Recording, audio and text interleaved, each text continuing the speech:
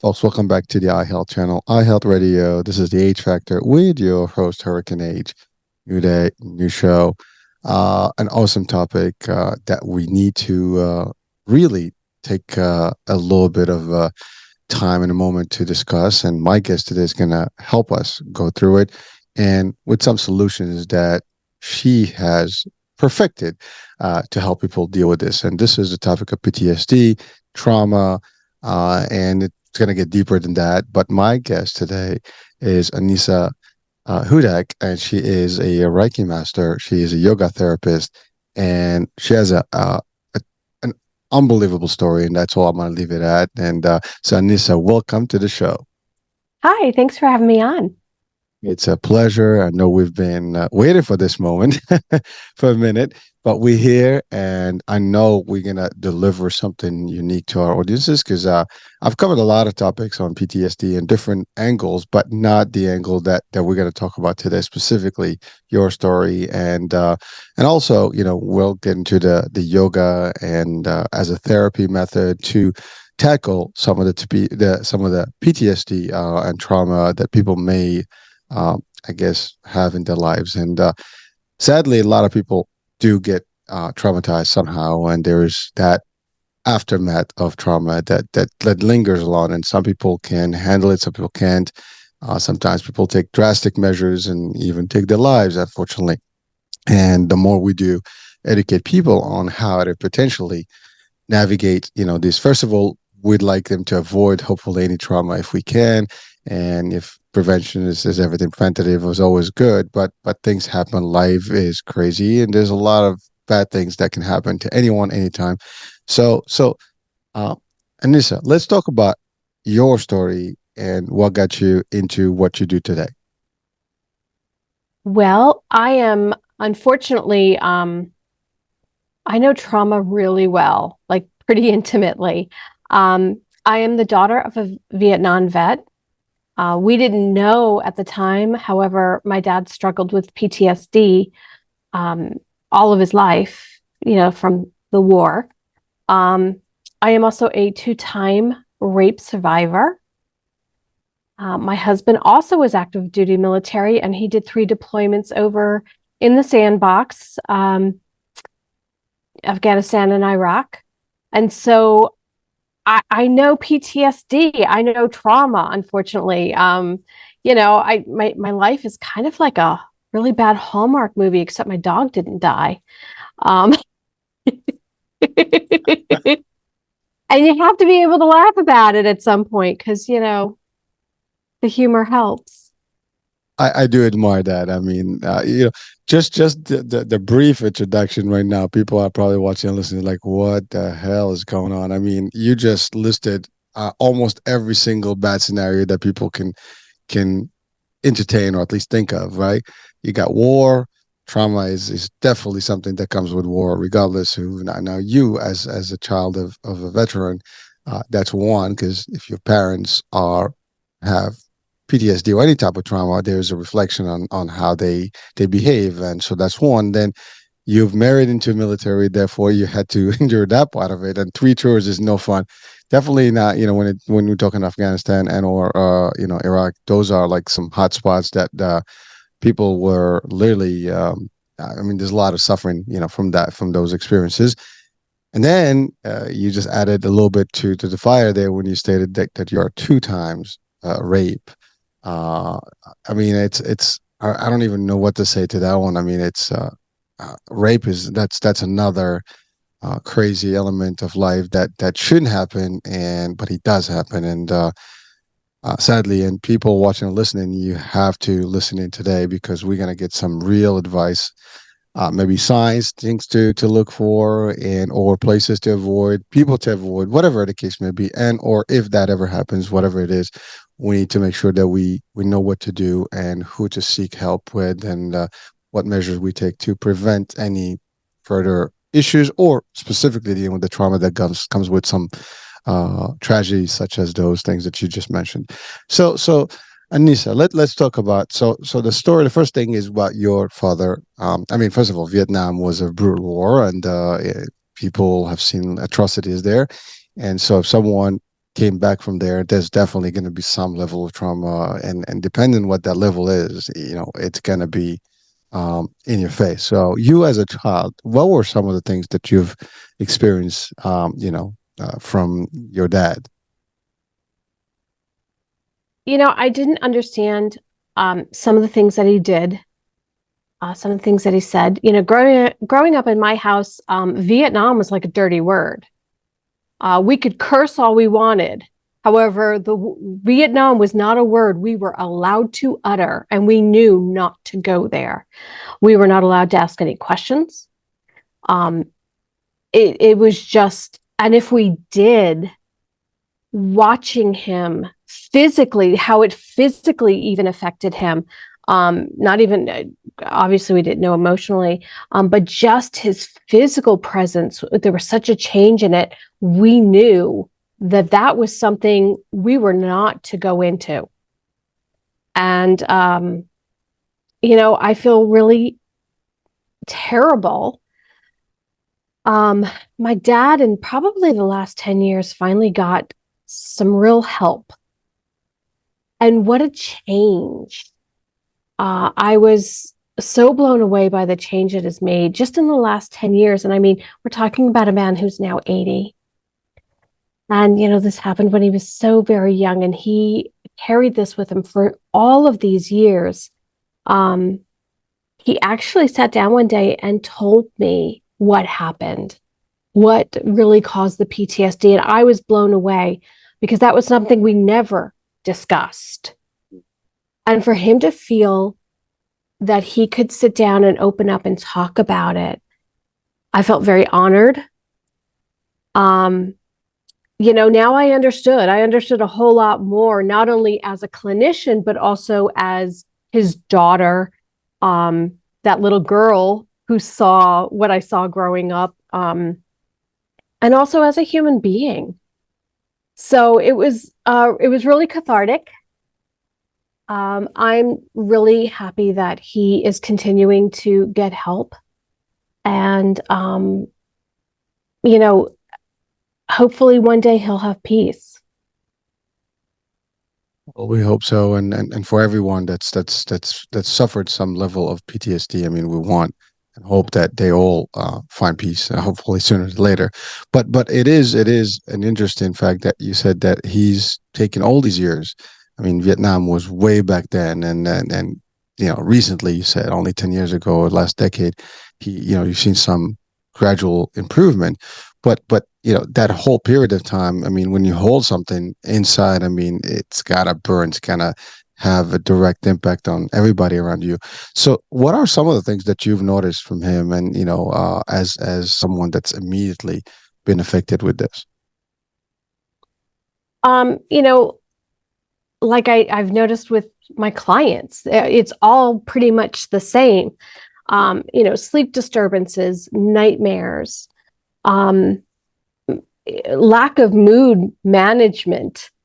He angered really quickly, and a lot of my clients do. Um, maybe making not some of the best decisions. A lot of impulsive. Oh boy, I can't say that word. Being very impulsive. Woo, Impulsive, that's it. woo, yeah, couldn't get that out. Impulse driven, that's it. There we go. Thank you. So, not unlike a lot of my clients. Um, and when I started seeing it in my clients, I was like, hey, I know this pattern. I know what's happening here. I've seen this before. And so, yeah, those are some of the things that I noticed. Well, I mean, just a curious question. As a child, I mean, was there any aggression towards you or your family at the time, or no? No, So, absolutely not. Thankfully, absolutely not. He never physically abused us or anything like that. Verbally, yes. Um, however, he took the brunt of it. He really did. And all of those men and women who came back from that time, they were doing such horrible things. They saw so saw and experienced such horrible things there. And then they came home, unfortunately, to a country that didn't welcome them back, that didn't say thank you. And that just added such another layer to it. And it's disgusting. And um, however, they all have said, we're never going to let that happen again. And they have tried to do everything possible to connect with the new veterans to make sure that they know that their service is appreciated and that they're not alone. And I think that that's amazing that such a group of people said, yeah, it was quite frankly shitty, but we're not going to let this happen again. And they welcomed this new group of veterans in with just open arms. On this, I mean, the Vietnam War was a controversial war, and so therefore it was just a lot of hype about it. And as you said, it was not the welcome that you'd get from a hero welcome, as we say, from when we come back from a war or from any type of, I guess, victory. In this case, it was just a chaotic one, and you're right. People died, people saw atrocities there, and they just suffered, and they came, and that was it. And I mean, I've actually met a few veterans myself that are from that particular war, and I even interviewed. I believe someone that did go through that stage, and it is a tough one. And you're right, it's very difficult because there we've had more veterans from since then, and a lot of wars since then. I mean, personally, I'm not a big fan of war, period and out. I mean, I don't think there's anything good that comes with war. And sadly, I get, to defend yourself is one thing, but war in general, it's, like that song, "Was it good for?" Absolutely nothing. That was a song that came out, I think, Yeah. at that same time. So just sadly, that's I think that's probably one of the things that kind of not made the veterans feel good about how they did and why they went there. And again, there's politics, there's all stuff with the war that comes along, but unfortunately people suffer one way or the other. You suffer if you are in a particular time frame. I mean, we don't even go to war, and we see stuff sometimes and hear about it, and we get traumatized and get, we feel that. So imagine if you were really there. Now, so the good news is he was not, I mean, obviously I get it. You get very easily agitated. You can raise your voice. You can get a little bit abrupt. And so there's nothing you can do to that. And that's actually the lowest, spectrum of anger, right? So luckily that was good. Now you did go on and married someone who was also military, and that was a choice. So again, I'm not even gonna go there. I mean, what got you into it? But I guess love is what it is, right? It happens, right? And you did. But was your husband also subjected to any PTSD throughout his tours, or he was fine? I mean, I know some people went on tours, but they didn't see a lot of action. But some others really, some again, they saw the bad stuff and got involved into some crazy things, and therefore they do have those nightmares and the same reaction that you mentioned first.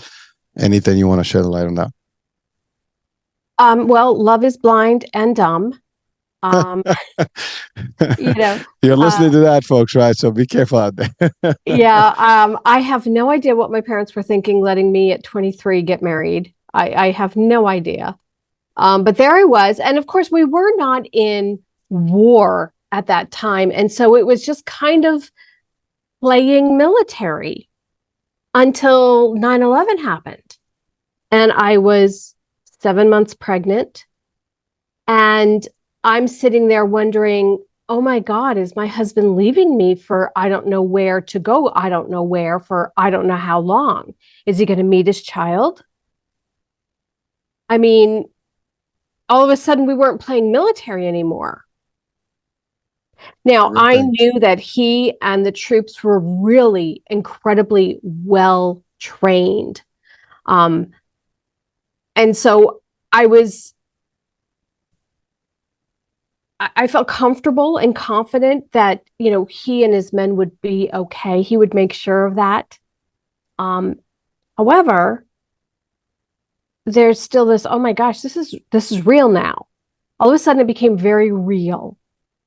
And actually what happened was he had of 9/11, he had actually put himself into a position where he was away from troops for 6 years. And so at the end of the 6 year mark, we were still in Iraq and Afghanistan. And, he's like, I got to get in the war. Like, I got to get, or else my career is going to be done if it isn't already. And so he actually made a deal with the devil to be inserted somewhere, and I can't say where, doing things that I can't tell you what. That's fine. Even though We it was so understand. many years ago, I still can't really talk about it. And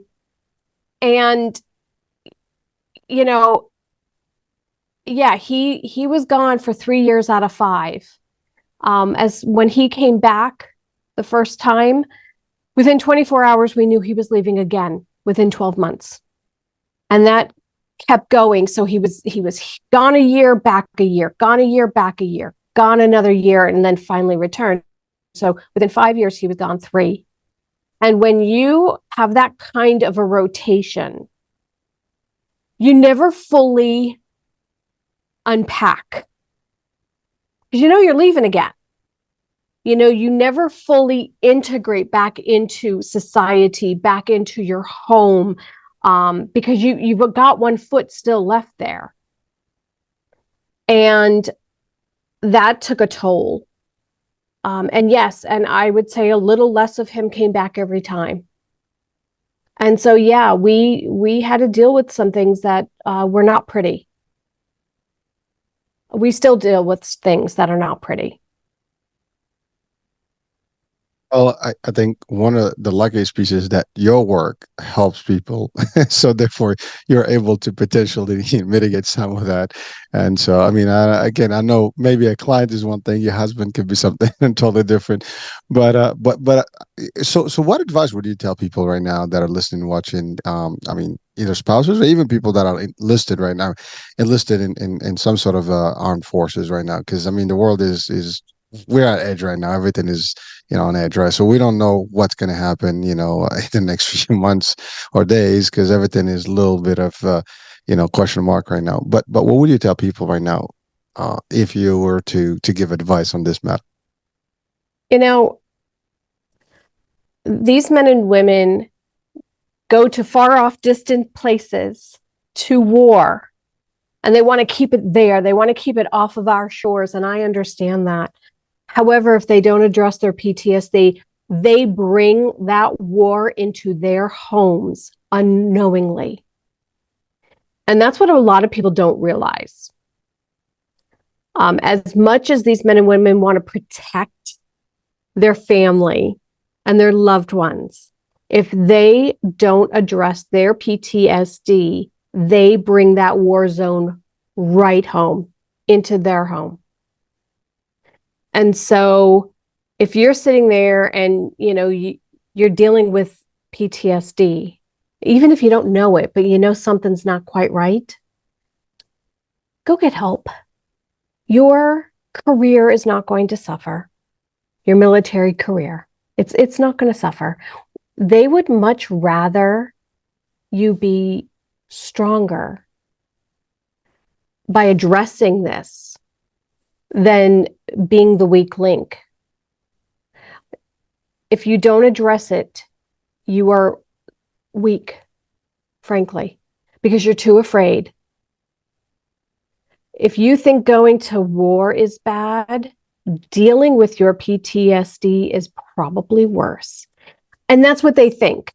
Frankly, once they get over it and they deal with it, because you never get over it, but once they get over that hump and they have more of a manageable aspect of it, it's life is so much better. Life is enjoyable.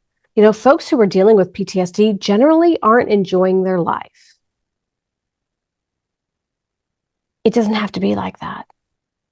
And, saddling up to go to war is one thing, but saddling up to deal with your own demons, that's a whole other war. Those are the strong ones.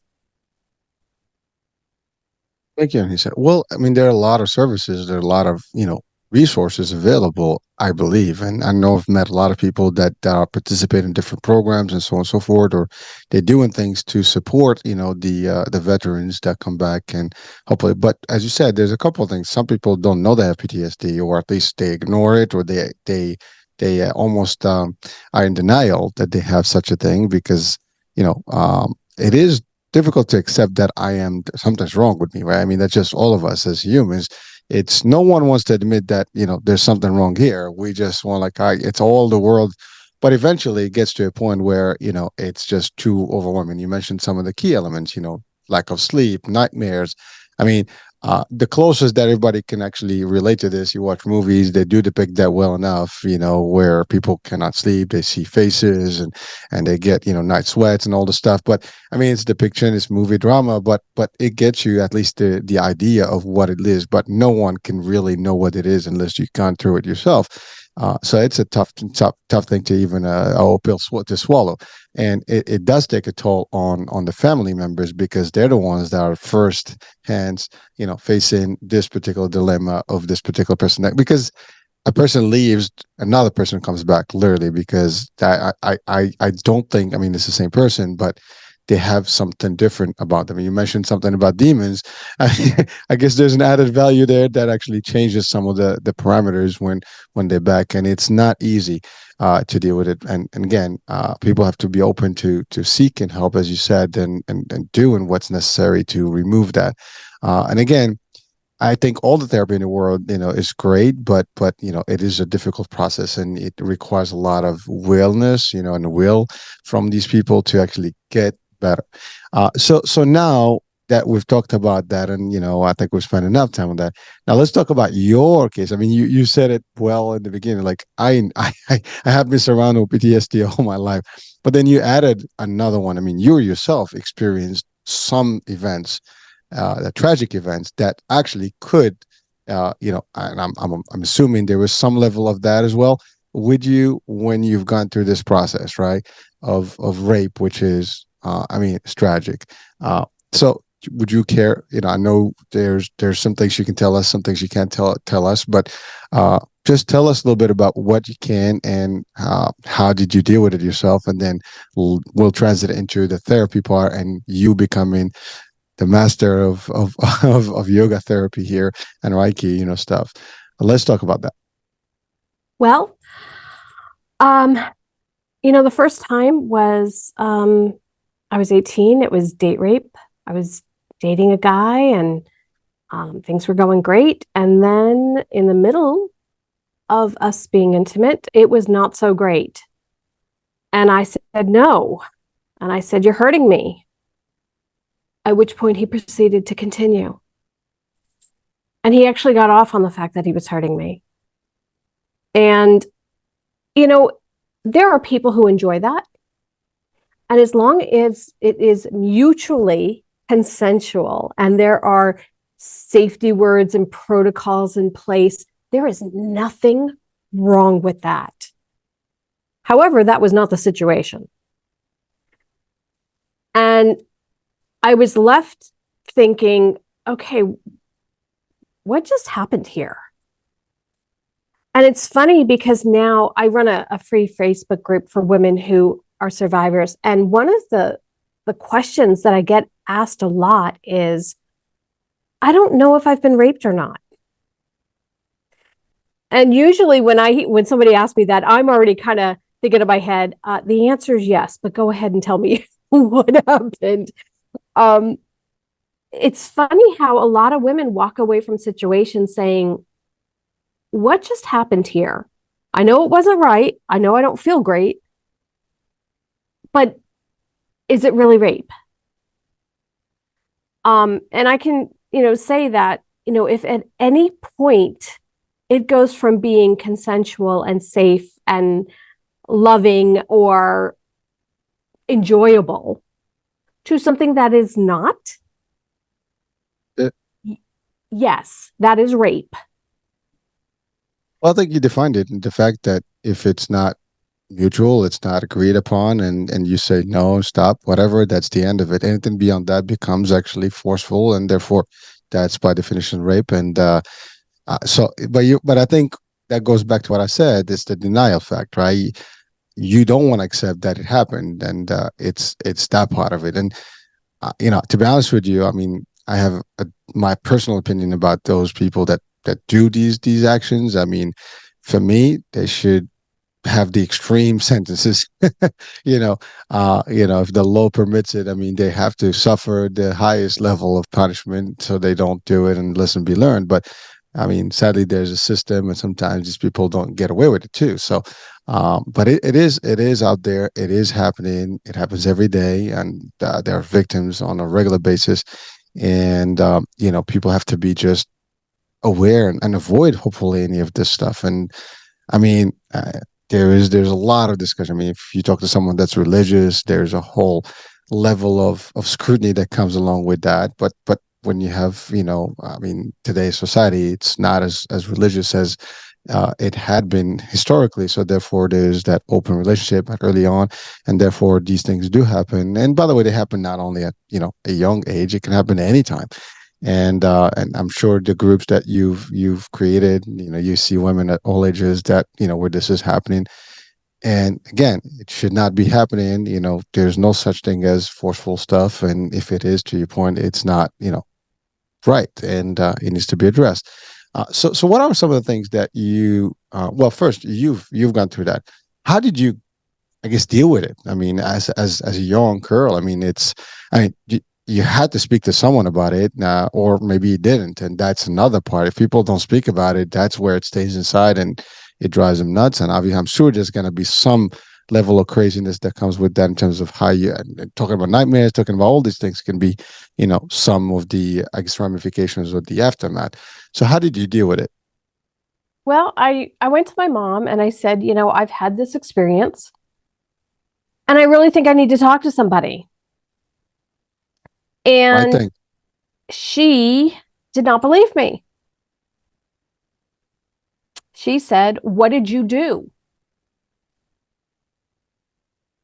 Uh, huh? She said, "But, I don't believe you. However, if you really feel like you need to go talk to somebody, we'll get you set up."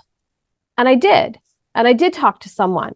Now, in hindsight, I think, and this is something that you actually spoke of earlier, I don't think she could wrap her brain around that. I thought it was so heinous.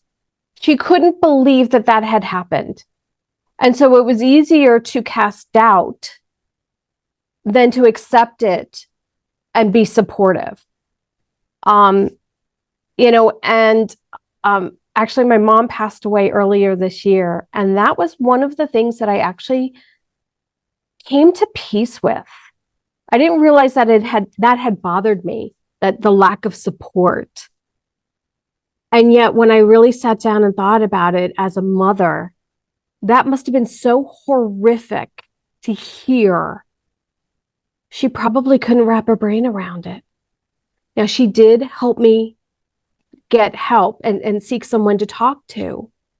So I think in her own way, she was trying to be supportive. However, and so to other survivors out there, those in your life might not support you the way you need them to, or you want them to, or you even expect them to. And it could be that it's just so awful, they can't wrap their brains around it. And now there are people who just aren't that way and just aren't supportive. And, I get that too. However, to get back to your question, yes, I spoke with someone.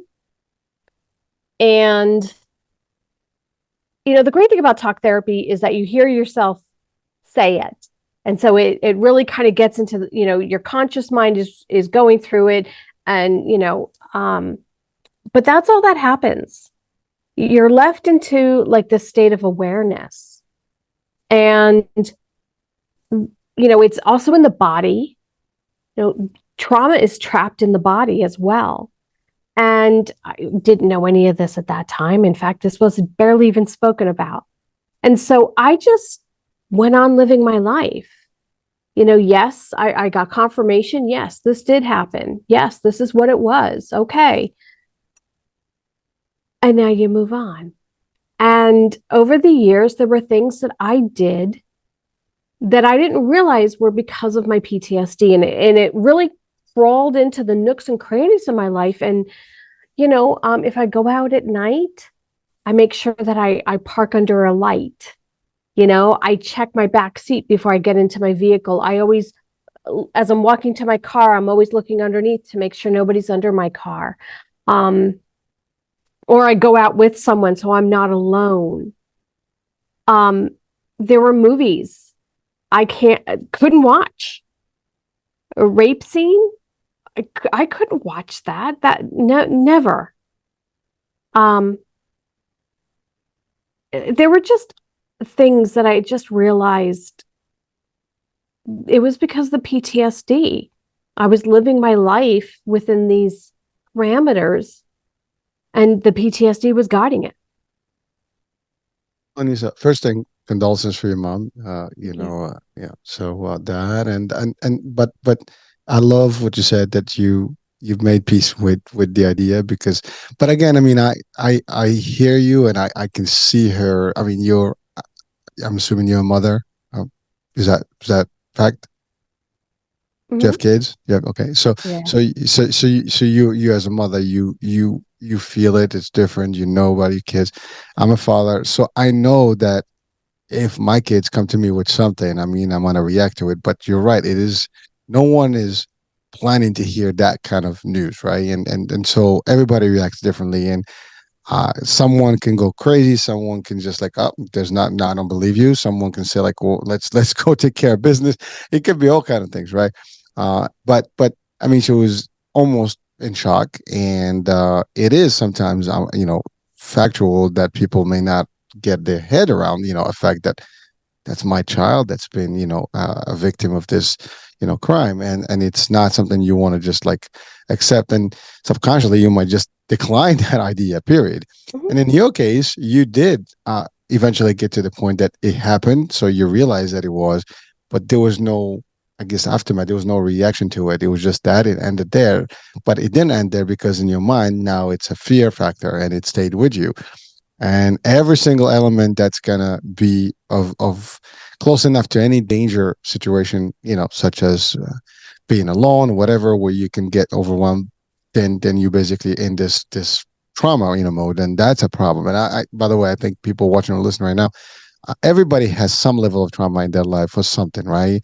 I, th- Absolutely. I think we all have something that fears or phobias, and those phobias come from something that happened to us when we were at a certain point of our life, and we never face those phobias, and therefore they stay with you, and they could be at different levels of extreme, but either one of them can be a problem. In your case, you were dealing with them the best you could, right? So you just got to put all these forms and systems in place to actually kind of prevent it, by default. I mean, that was your reaction system. That was Yeah. your treatment to yourself.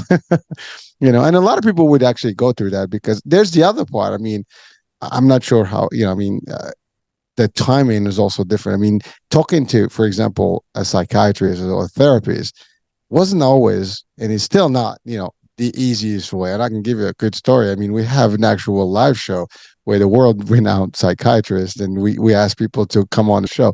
And we barely get someone on. It sounds like people are afraid to actually ask questions, yet there's so many people that are going through trauma and things that it'll be easy to actually ask questions to get some of that. But it is still frowned upon to actually ask someone for help, or especially when it has to do with emotional or physical trauma, and it's people are just not able to face that. It's crazy to me that you could have cancer. And what do? Do you stick your head in the sand? No, you go and you get help. You have a whole team of doctors. So if you have a brain injury, such as trauma, PTSD, that's what it is. It's a brain injury, believe it or not. Why wouldn't you go and get a team of doctors to help you heal this brain injury?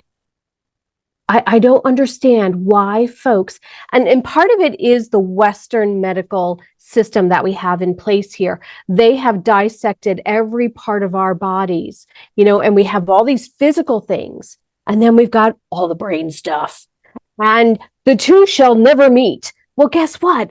I got to, this is a lightning rod kind of a situation. Guess what? We are one being. All of the parts are in one place. You got to deal with the whole bag.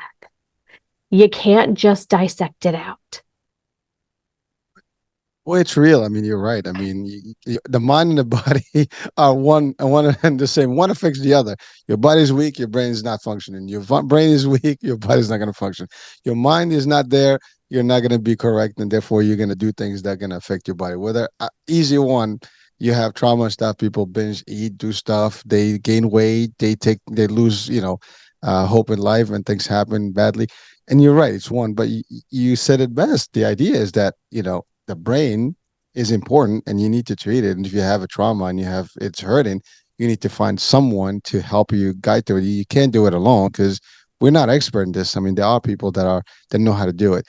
Now, luckily, you took the route of learning how to be one to help, which, by the way, I have to say, I always say this in many, of the shows because I admire people who have gone through a tough time, whatever that is, and they took the route where they don't want other people to suffer, and therefore they make it their own journey and mission to give back and help others, not to get to the point. I mean, you're here on the show to do exactly that, but you're doing the work out there to help people avoid or at least prevent if and potentially possible, but that's one way. But if not, at least helping them navigate and get better in the short or long term. I'm not sure, so we'll talk about that. So thank you for doing that. So when did you get to really make the call? I want to be the one to help people.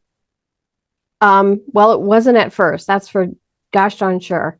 I didn't even know I was on this journey when I started this journey. The first thing I did was I became a Reiki master. And the reason I did that was because it was we were gearing up for my husband's second deployment. And we knew we were about a month out. And I said, all right, we got to tell our boys now. We've known all year, but the Army, they can change things. We didn't want to tell them right away. So we are a month out from you leaving. We know it's a sure thing now. We need to tell our boys. And so we sat them down and we told them. And 3 days later, our oldest son started with uncontrollable diarrhea. Could not control his bowels. We took him to the brigade surgeon. We had all kinds of tests run. We were doing everything possible. And the brigade surgeon came back and said, there is not anything wrong with him. And in fact, I can't even prescribe anything. He has a nervous stomach. He's upset about you leaving. And with that, at that point, my husband's walking out the door to go. And I'm left with this poor kid who can't control his bowels. I also was dealing with migraines. Both boys actually were having a tough time with sleeping. And I started doing some research online, and Reiki kept coming up. The word Reiki kept coming up. And I finally said, okay, I think somebody's trying to tell me something. I should look into this. I went and I found a Reiki master in Kansas City, which is about 2 hours from where we live. And of course, before anybody's going to touch my kid, they're going to do it to me first because, I don't know what this is, And I went and I had, just a little, right? Yeah. And I went and I had a treatment done, and I was blown away. And I was like, oh my gosh, yes, my child needs this. And so the Reiki master, actually, she said, well, why don't you do this for him? Why don't you become a practitioner? You can learn this. I was like, well, my gosh, sign me up. And 2 weeks later, I was in my first and second level of Reiki.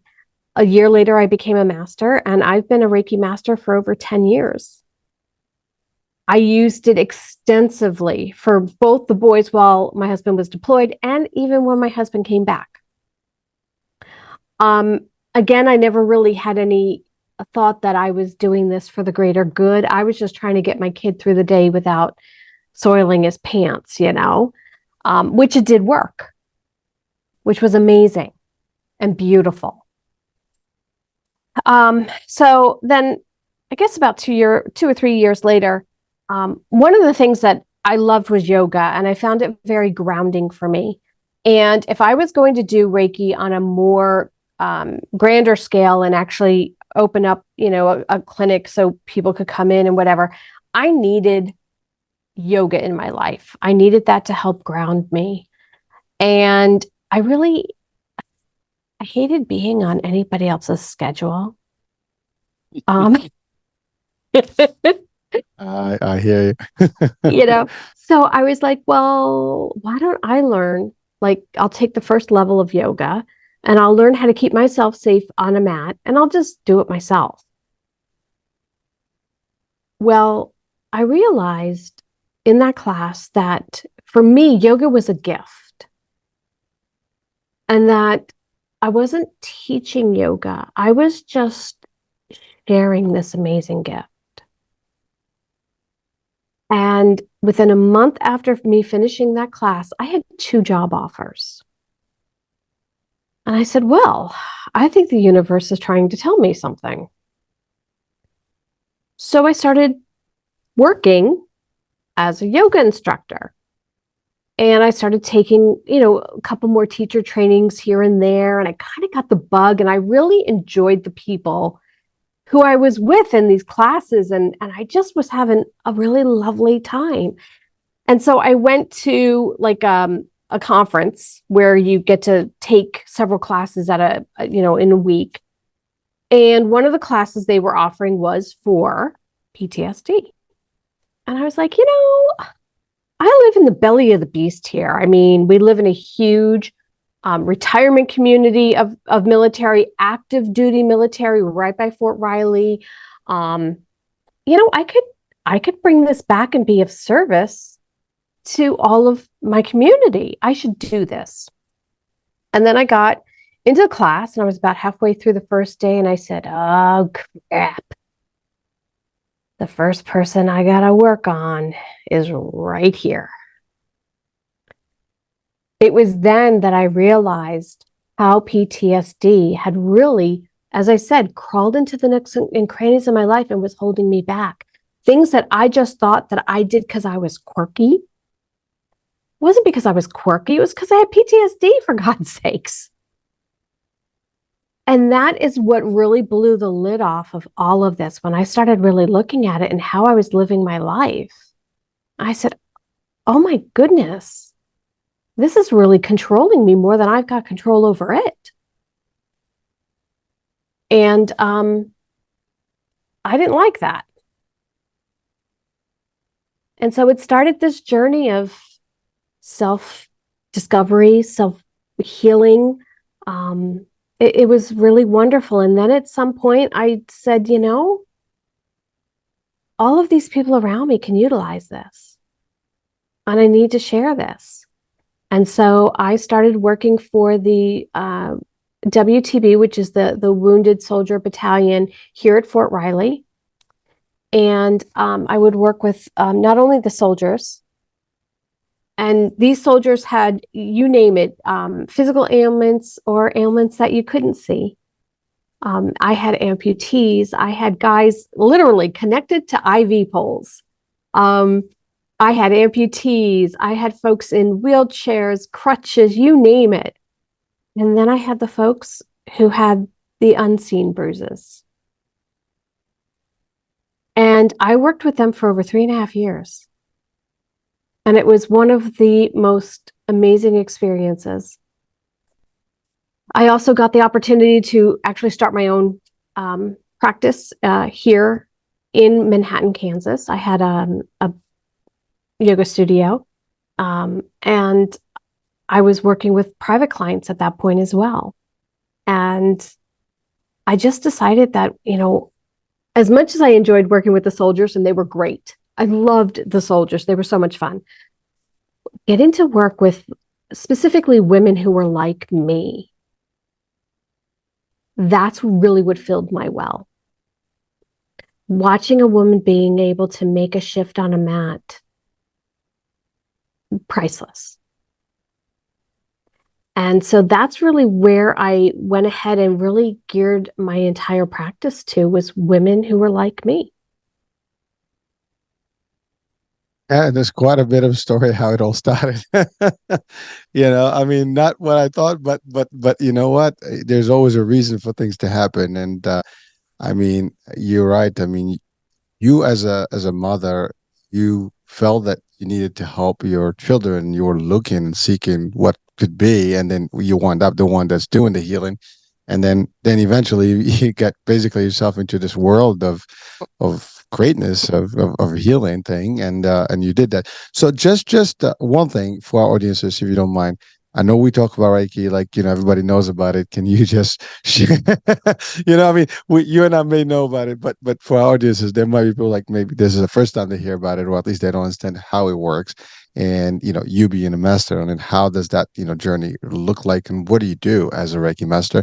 And then I do want also to talk about, because everybody thinks yoga is just those positions that you see in in the studio. I mean, that's about it, right? But this is yoga therapy, and if you can, just elaborate on the difference between standard yoga and what you do as a yoga therapy, concept. Sure. Okay. So Reiki is Reiki is so yummy. Oh, it is That's a a commercial right there. Reiki is a Japanese healing touch therapy. Now, you don't necessarily have to touch someone. I like to. I feel like my gift is better when I'm actually able to touch someone. Um, and what it does is it really helps the person relax and drop down into a place, pretty much into the theta waves, where self-healing occurs. We all have the capacity to heal ourselves, each and every one of us. And it allows your body to relax enough to drop down into that place so you can do some self-healing. Now, sometimes that includes taking a nap on the table. That's totally cool. Um, it's kind of like being on a chiropractic table, except you don't get adjusted. You might feel tremendous warmth. You might feel very cold. It is whatever your body needs. And what's even stranger is that you might feel a tremendous warmth, and yet my hands might be ice cold, or vice versa. And so there's no rhyme or reason to it. It is absolutely lovely. It is incredibly relaxing. And if you've never had a treatment done, run, don't even walk, run and go get one done, because it is just so amazing. I did get an offer to have an actual session, and I still haven't done it yet. So now you really give me a little bit of a motivation to actually, take my offer. Oh, you must. It is just so delightful, really. And like I said, some people fall asleep on the table, and that's totally cool. It's probably gonna Again, be me. sleeping is a form of healing, and that's okay. All kinds of things happen on the table. I've had people scream. I've had people talk like a chicken. I've had people cackle because they're laughing so hard. I've had people who talk the whole time. I have people who don't talk the whole time. Um, what's really interesting is that if you are on the table and you feel the sensation to either belch or pass gas, that is an excellent thing. That means that your body is becoming aligned and it's working the way it should. And so I tell people, listen, if you have to pass gas, I'm a mom. I have heard it, smelled it, seen it all before. Like, you will not offend me. You know, let it go, because that is your body actually getting into alignment, and that is a good thing. I have people who sneeze uncontrollably on my table. Can't figure out why, but that's what their body needed to do. It is delightful. It is lovely. And if you are dealing with something trauma, PTSD related, and you don't feel like you're quite ready to go talk to someone, this is a great place to start. You do not take off your clothes. You have all your clothes on except for metal. Your practitioner will probably ask you to take off your shoes, belt, watch, anything like that. But otherwise, you remain totally with your clothes on. You can get a blanket, you can get a pillow. I mean, it is wonderful, but it's a great place to start on your healing journey if you don't feel like you're quite ready to go talk to somebody. Like a relaxation session. I mean, really just, just like a Zen moment there. It is. It really is like a very incredible Zen moment. Um, and I highly, highly recommend. Listen, I mean, you're an expert. Yeah, this is what drives you. So I'm sure you see I can see the excitement just from you talking about it, because you know what it is. I mean, for someone who has not experienced it, probably. I mean, for me, very a good example. I love cruising. I talk about cruising like it's like the only way to can vacation, right?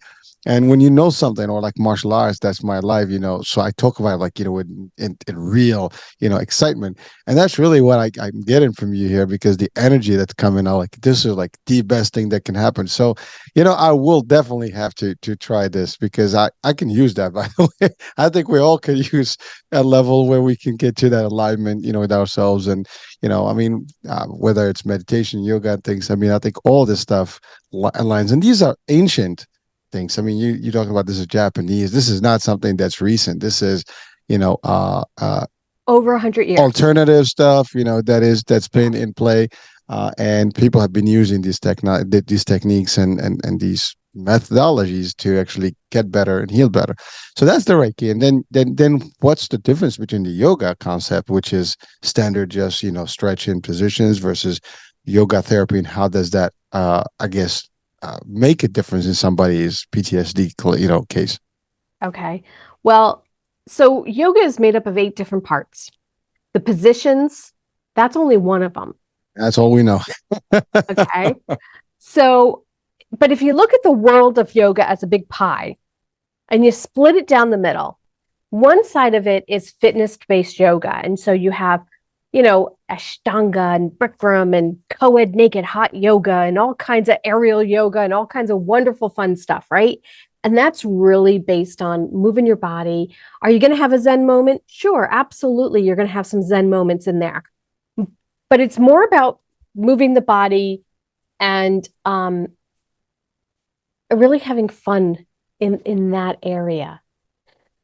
Now, when you look at yoga therapy, generally, as a yoga therapist, we kind of pick a group of people we want to work with. And so there is, yoga therapy for cardiac rehab, for cancer, for MS, CP, CF, seniors, you name it, arthritis. And we work with that group of people to help them reach goals. I happen to work with people who have PTSD, trauma related issues, and TBIs, traumatic brain injuries. And so, because PTSD is a brain injury, people don't realize that, but that's really what it is. So, what we're able to do is really connect people back with their body. When trauma occurs and PTSD sets in, the brain and the rest of the body are not on the same page. They stop talking to one another. With the yoga therapy, we are able to get the brain and the body to start talking again and to get realigned. The more and more you do it, the more and more it becomes aligned. And the more often, the longer it stays aligned. It's kind of like chiropractic care. You got to keep going to keep it in place. And then the more and more it stays in place, you can space out your appointments then. Mm-hmm. That's what this is like. The more and more we can get your brain and your body on the same page, the longer it'll stay together. And then, you start working again like a whole human being. not just parts, Well, that's the ideal, right? So that's what we right? want. Yes. And so that's the difference between yoga and yoga therapy. Well, thank you. So I mean, essentially, I think between Reiki and yoga, if you do all this stuff, I think we all can be better. We can get fixed in a lot of ways. I think we all are going through life, and you and I, we had the brief discussion before about like how we're doing. We always busy, but busy is good, and if you're doing the right stuff, what you love is always good. But there's always things that happen to us in a day-to-day basis. At a certain point or another, it does get an impact on us, and we're not talking about the extreme case of PTSD or all the other severe cases, but even at the lower level, I think we can still use some level of it and just to relax and get aligned properly. So this is something that I think recommended to everyone that's watching and listening, that if you have access to it and you can have access to it, to potentially do it. Now, if you've experienced anything close to PTSD, this is definitely something that would be a good way or in line of where you need to be going. Unless you really extremely need more advanced help, and I guess at that point would be like psychiatry, psychology type of level. But that's another discussion. I mean, again, by the way, and that's my question to you: do you even need that if you actually go through a full spectrum of treatment, and sessions in the Reiki and yoga therapy? Yes. And because PTSD is so, there are over 75 different symptoms that make up PTSD. Now, that doesn't mean everybody has all 75. It's kind of like a Chinese menu, two from column A, three from column B, and but it takes somebody really well equipped to look at you as a whole person and say, okay, you're having night terrors and you have IBS and you've got skin irritation and you've got this and you're doing that. This is all because of this one thing. And it really takes somebody very sharp to look at you as the whole person, because it's physical symptoms, there's emotional behavioral symptoms that show up. There's all kinds of things that show up within this, 75 plus range. So diagnosing PTSD is not easy by any stretch of the imagination. And then you need different techniques to counter different types of symptoms. So yes, is talking good? Absolutely. Medication. You might need some medication. It might not be forever. It could be short term, but meds are not a bad thing. And then working your body, moving your body in certain ways, whether it's just Reiki or not just Reiki, whether it's Reiki, maybe it's having a massage, maybe it's chiropractic care, maybe it's martial arts, maybe it's not even yoga therapy, maybe it's martial arts. For me, as much as I love martial arts, it made me very aggressive. All 4'8" and a half of me. And I was friends actually with a gal who was a 4-time world champion Tang Soo Do. And she was amazing. And I picked a fight with her one night. I was in martial arts for 3 months and then told never to come back. So one night we were in the dojang and I picked a fight with her, and she said to me, and she's a dear friend of mine. You have to understand, I've known her 30 plus years. She's a dear friend of mine. And this was back in the day. And she said, I will kick your ass if you do that again. And I did it again. Oops. And she kicked my ass. To me, martial arts was too aggressive. I couldn't handle it. I needed the yoga to actually help relax me. There are some people who need the martial arts, who it works great for them, and they are able to do the same thing as we're able to do with the yoga. Some people like to run. It doesn't have to necessarily be yoga therapy. It's about finding what meets that need. Now, is there a physical aspect to it? Yes, we do something. We work with certain muscle groups that help to release the trauma. Trauma is stored in certain muscle groups. in the body. You're going to release that in martial arts. You're going to release that if you're running. Kickboxing, you're going to release that. If you are cross-stitching, you're probably not going to release from that muscle groups. So no, cross-stitching is off. No knitting, nothing like that.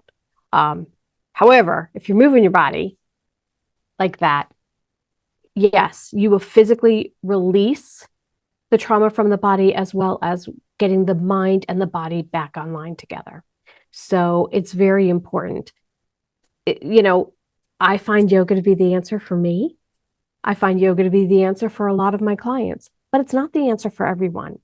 And so you really have to go out there and find what meets that need. And that's creating your treatment team. Again, if you have cancer, you're going to have a team of doctors working with you. In this situation, you have to create your own treatment team to help you. And that's going to be somebody to talk to, somebody to prescribe to you, somebody to help you move your body, maybe somebody to, do massage or whatever it is. But you need to create your own treatment team. Oh, well, listen, I mean, it's so clear that we need a level of this. And to your point, I mean, there's a lot of things. It's not one thing that is as per definition of PTSD. I think you got to know what drives people and what actually is the triggers for these things. And not everybody's going to have the same thing, but ultimately, you mentioned over 70, types of things that are wrong, and therefore, I think each one of us may have one or two of these, if not more. And so that means we all need some assistance. And you're right. I mean, like for me, martial arts was an actual anti-bullying for me when I was a kid, and it helped me deal with that and build the confidence and the discipline. And you get to a point where you're not aggressive, you're not going to fight because you understand the stuff.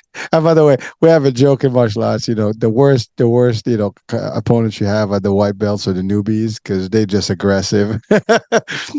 Because you know what it is, they just take it like I want to prove you that you can't. I can handle you. But the thing is that technique always goes over all that. And you only learn that in time when you get really whooped a little bit a couple of times. You be, okay, I give my lesson. I'm cool. I'm cool. I want to listen this time. But it's funny that you said that. But it really is. But you're right. It's not for everyone.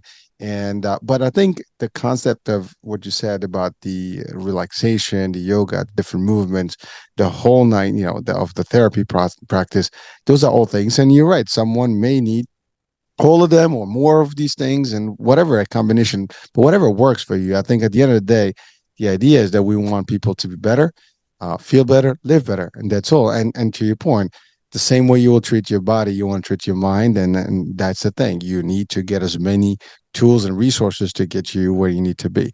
But what would be a typical time frame to actually for someone to start seeing results? Let's say if they just started working with you. I love this question. Your trauma is as individual as your thumbprint. And so is your healing journey. I've had people who were with me for 3 months and they're like, you know what? I'm doing a lot better.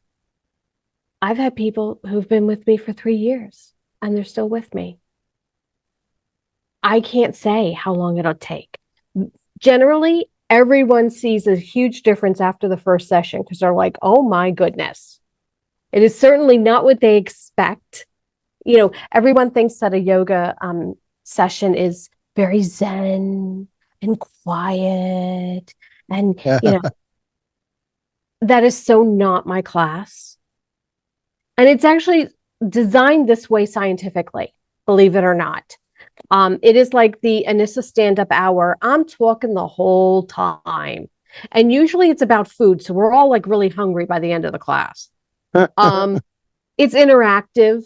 The lights are always on. And of course, this is all done by design. I'm not a talk therapist per se. And so I need to keep you present. Because, when you get quiet and in the stillness, that's where the scary shit lives. I don't want you to go there. So I I'm love going it. to keep you present, but I'm going to have you in your body. You're going to get a whole full body workout and not even realize it. We're going to be talking the whole time. The lights are on. You're not going to be surprised if I generally never leave my mat. Why? Because people don't like it when you walk behind them. I generally don't touch my clients. My clients don't want me to touch them. They don't want anybody to touch them, you know? So again, there are safety protocols put into place in my classes. This is unlike anything you've ever experienced.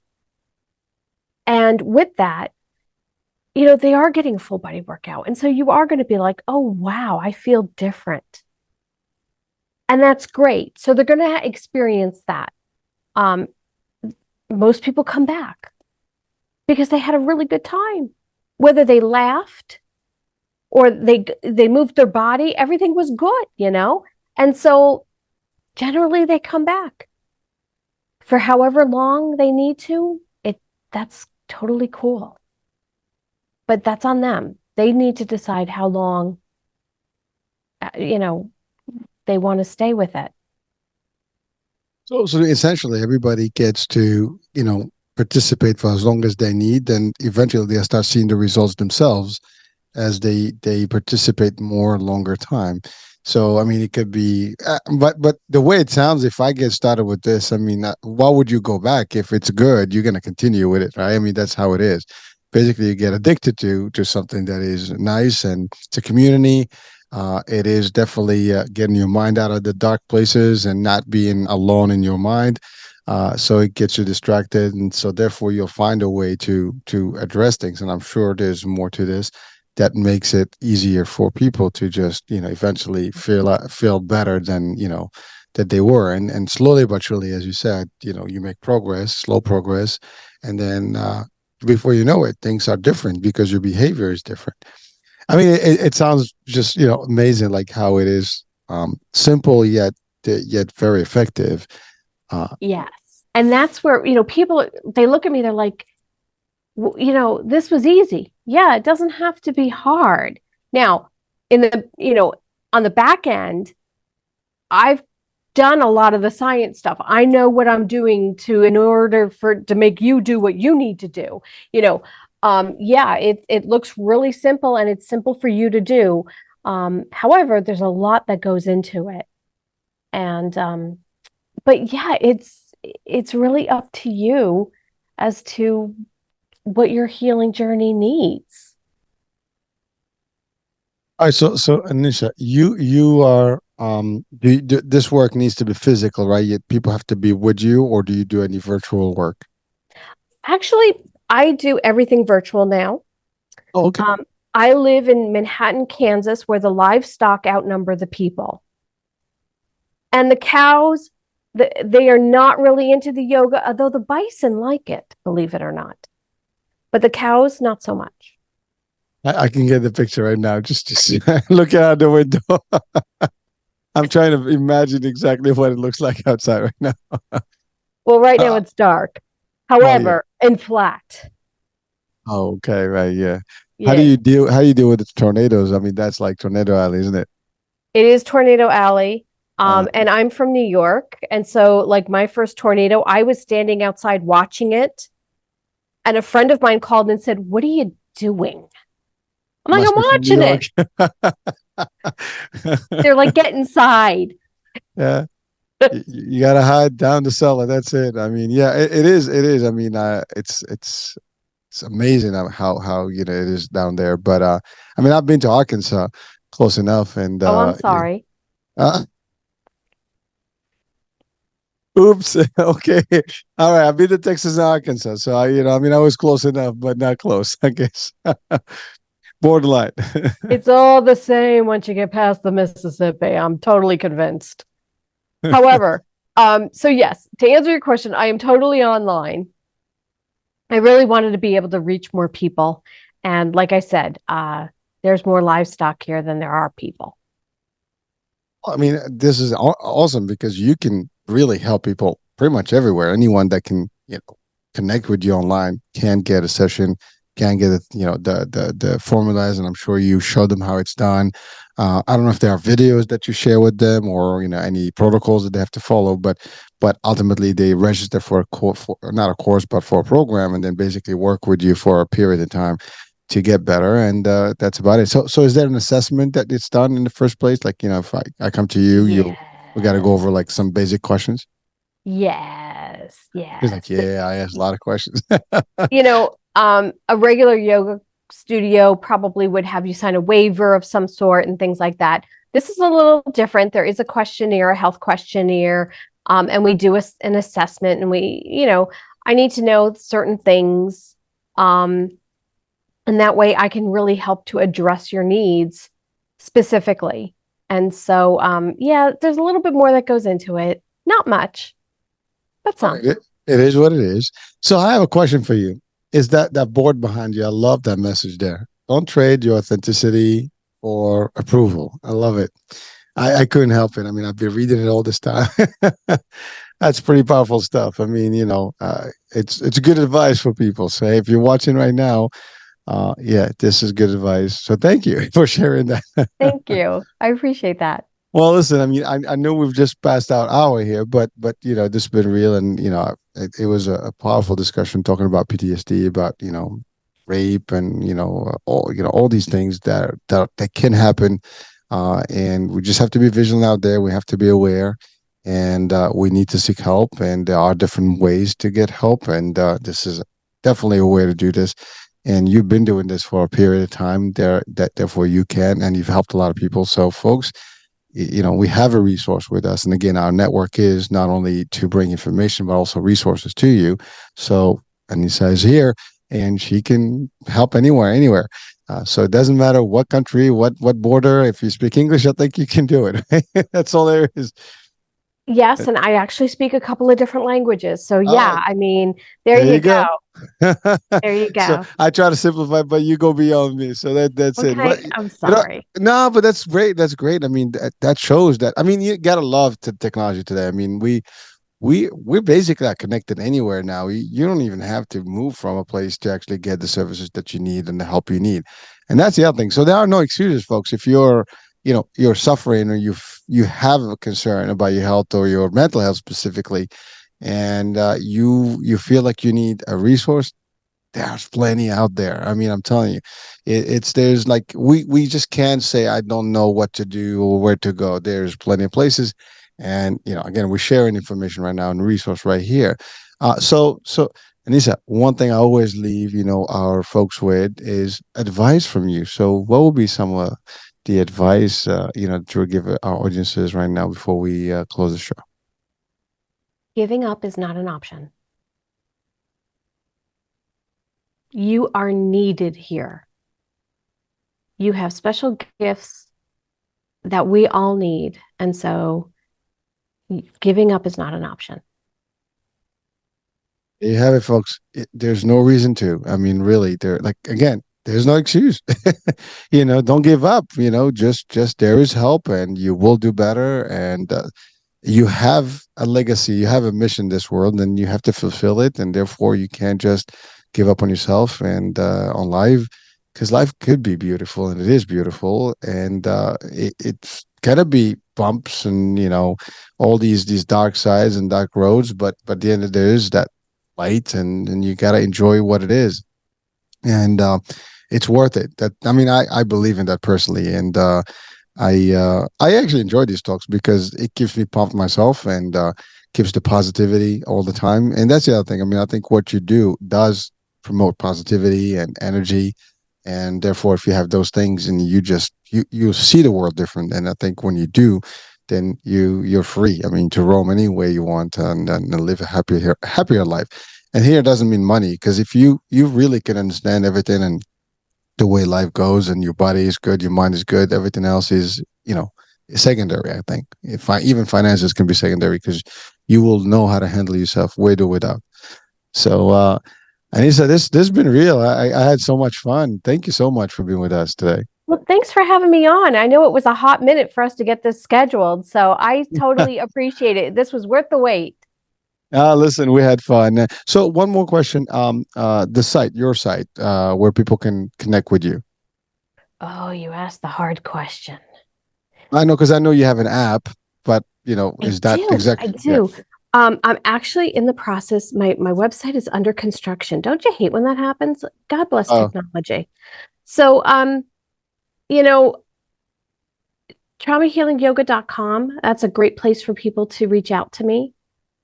And if they're not able to reach me there, then phoenixwomanhealing.com. right. Either one. So we'll make sure that we have that noted on the description of the show. And now let's talk about your app quickly. So there is an app that you have where people can actually, I guess, connect and get the services. Is There that is. is that active? It actually, right now, it is part and parcel with that new website. So, no, it is not available Okay. right now, but it will be probably by the end of the year. All right. It's only a couple of weeks. I know. I know. That's exciting. Well, I'm sure it's going to be more improved, and so that's always a good thing. Yes. But yeah, so we will make sure that we have the sites on the description so people can connect with you, and then, Wonderful. I mean, that's all there is. So Anissa, thank you so much for being with us, and Thank you. you're welcome. And folks, I hope you enjoyed today. And we've covered a lot of grounds, and now you're closer to Reiki and yoga therapy than you ever thought. And I think this is something that we all can experience, and we should maybe even entertain. So that being said, I'm Hurricane H. We'll be talking soon. New day and show, new topic. Bye for now.